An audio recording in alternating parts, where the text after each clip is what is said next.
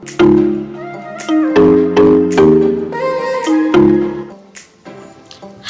assalamualaikum warahmatullahi wabarakatuh. Kembali lagi di channelku Bidan Online. Hari ini kita akan membahas tentang tanda bahaya pada masa nifas. Tapi sebelum itu jangan lupa untuk klik tombol subscribe, like, dan share ke teman lain supaya ini video bermanfaat untuk banyak orang. Masa nifas adalah masa yang dimulai setelah persalinan dan berakhir setelah sistem reproduksi kembali normal. Ada beberapa hal yang harus diperhatikan dalam masa nifas, utamanya adalah tanda bahaya pada masa nifas itu sendiri. Apa saja tanda bahaya itu? Simak terus videonya. Yang pertama adalah sakit kepala yang tidak tertahankan atau sakit kepala secara terus-menerus. Sakit kepala ini biasanya disertai dengan pandangan kabur, mual muntah, nyeri ulu hati, pergelangan kaki bengkak. Bisa saja hal ini menjadi tanda terjadinya preeklamsi pada masa nifas, serta ditandai dengan tingginya tekanan darah dan tingginya protein dalam urin. Yang kedua adalah sesak nafas. Sesak nafas berat yang dialami pada ibu nifas itu menandakan terjadinya emboli paru, di mana aliran darah di paru-paru tersumbat karena adanya gumpalan. Hal ini harus segera diperiksakan ke pelayanan kesehatan karena bisa membahayakan nyawa. Yang ketiga adalah perdarahan. Pada masa nifas memang terjadi pengeluaran dari jalan lahir berupa darah. Tapi perdarahan di sini maksudnya adalah darah yang keluar itu tidak normal, yang mengharuskan ibu harus mengganti pembalut lebih dari 1 kali per jam. Biasanya perdarahan yang terjadi pada masa nifas itu dikarenakan masih ada sisa plasenta yang tertinggal di dalam rahim.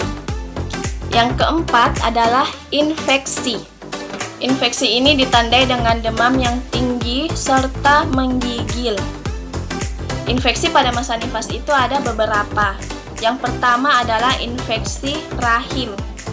Ini terjadi karena adanya sisa dari plasenta yang tertinggal di rahim sehingga menyebabkan terjadinya infeksi. Yang kedua adalah infeksi karena luka bekas jahitan, baik yang melahirkan secara normal maupun melalui operasi atau SC. Di mana infeksi ini ditandai dengan kemerahan pada daerah sekitar luka jahitan. Kemudian terasa panas, terasa sakit, kadang berdarah, atau bisa juga terdapat pus atau nanah pada luka bekas jahitan tersebut.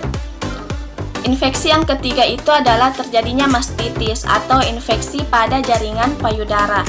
Ini biasanya terjadi pada ibu yang menyusui. Selain ketiga infeksi tadi, darah nifas yang berbau juga merupakan salah satu tanda adanya infeksi. Yang kelima adalah nyeri pada betis. Nyeri yang terjadi pada betis ini biasanya disertai dengan rasa panas, bengkak, kemerahan.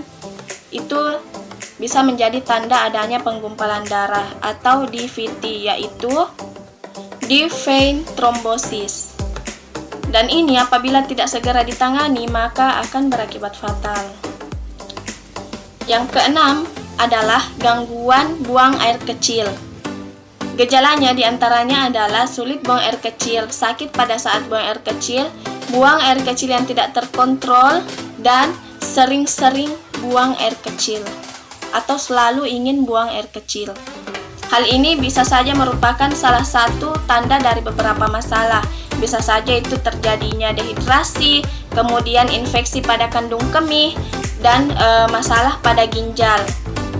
Hal ini juga bisa disebabkan karena peregangan pangkal kandung kemih selama kehamilan dan proses persalinan.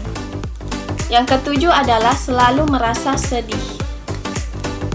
Jika ada ibu nifas yang selalu merasa sedih, khawatir, panik, cemas, marah, bisa saja itu adalah gejala baby blues.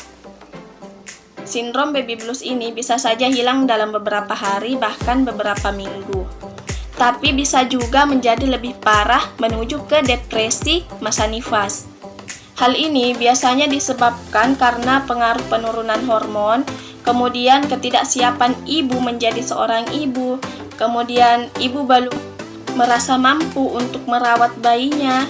Selain gejala yang saya sebutkan di awal, gejala yang lain itu bisa saja ibu ingin bunuh diri, kemudian benci kepada dirinya sendiri atau benci kepada bebinya. Bisa saja ibu melukai bebinya sendiri. Pada kasus ini, dukungan keluarga sangat dibutuhkan, terutama dukungan dari suami. Jadi, untuk moms yang mengalami tanda bahaya masa nifas yang seperti tadi saya sebutkan, untuk segera memeriksakan ke pelayanan kesehatan. Baik, sekian dulu video dari saya. Terima kasih sudah menonton. Assalamualaikum warahmatullahi wabarakatuh.